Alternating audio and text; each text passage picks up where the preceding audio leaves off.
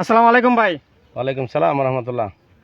আগামী নির্বাচনে আপনার এই ইউনিয়ন নিয়ে কি কি পরিকল্পনা আছে? ইতিমধ্যে জানেন পূর্ববাগ ইউনিয়নে প্রায় 7,000-এর উপরে যুব সমাজের ভোট আছে, যেটাকে আমরা বলি জেএনজি ভোটার।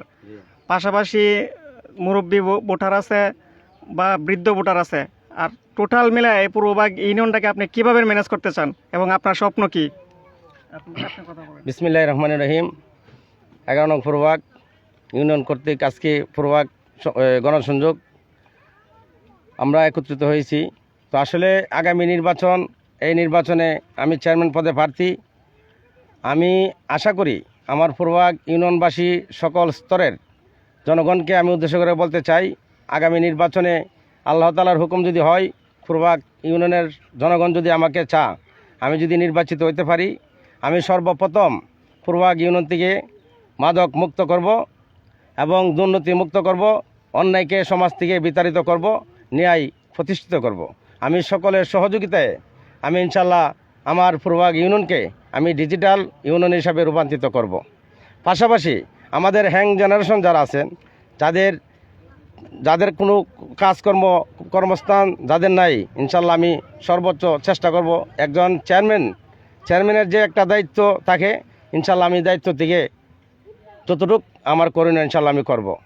পাশাপাশি বিজিএফ কার্ড, বয়স্ক ভাতা, বিধবা ভাতা, পঙ্গু ভাতা, এগুলা বিভিন্ন ভাতা থেকে যে যত চেয়ারম্যানগণ ছিল অতীতে, তারা 5,000, 4,000, 3,000 টাকা করে অতিরিক্ত টাকাগুলো নিছে। আমি যদি নির্বাচিত হইতে পারি, আমি আজকে আপনাদেরকে কথা দিলাম, আমি ইনশাল্লাহ এই দুর্নীতি মুক্ত করে আমি সরকারি ছাড় পরিষদের মধ্যে ইনশাল্লাহ লাগিয়ে দিব। কারণ সরকারি ফ্রি ব্যতীত আমি 1 টাকা অতিরিক্ত পরিষদ থেকে নিতে কাউকে দেব না। যেহেতু আমি দুর্নীতি করব না, কাউকে আমি দুর্নীতি করতেও দেব না ইনশাল্লাহ। আচ্ছা, মাদক নিয়ে আপনার কি কি পরিকল্পনা আছে? মাদক আসলে আমাদের ছেলে সন্তান প্রজন্মে যারা আছে, তাদেরকে মাদকের সাথে আসক্ত করে আমাদের ছেলে মেয়েদেরকে নষ্ট করার চেষ্টা করছেন। আমি ইনশাল্লাহ সর্বপ্রথমেই এই যুব সমাজকে নিয়েই আমি সর্বপ্রথম উদ্যোগ নেব যে মাদক বিরোধী। মাদককে ইনশাল্লাহ আমার ইউনিয়ন থেকে আমি বিতাড়িত করবই।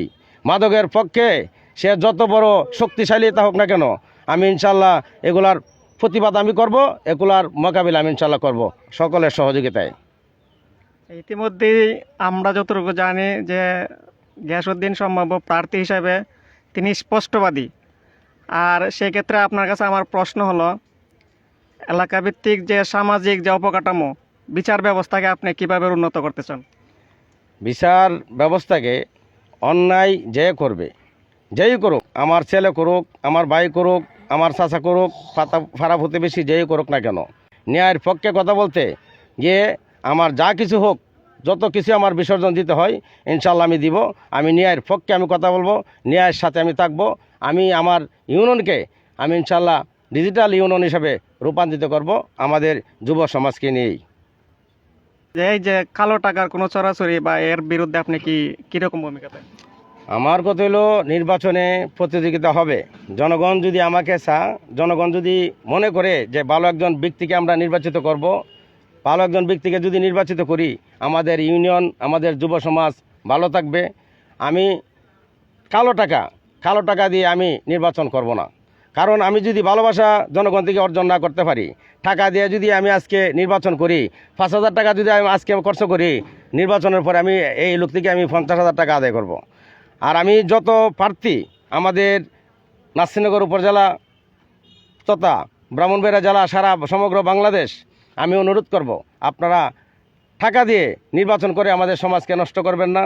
এবং জনগণ ভোটার যারা আছেন, আমি আপনাদেরকে বিনয়ভাবে অনুরোধ জানাচ্ছি, আপনারা টাকার কাছে বিক্রি না হয়ে আপনারা একজন ভালো, সৎ, আদর্শবান, নীতিবান একজন ব্যক্তিকে আপনারা নির্বাচিত করেন। আপনারা ইনশাল্লাহ সর্বদাই আপনারা ভালো থাকবেন, সৎ, হক, ন্যায় বিচার আপনারা পাবেন।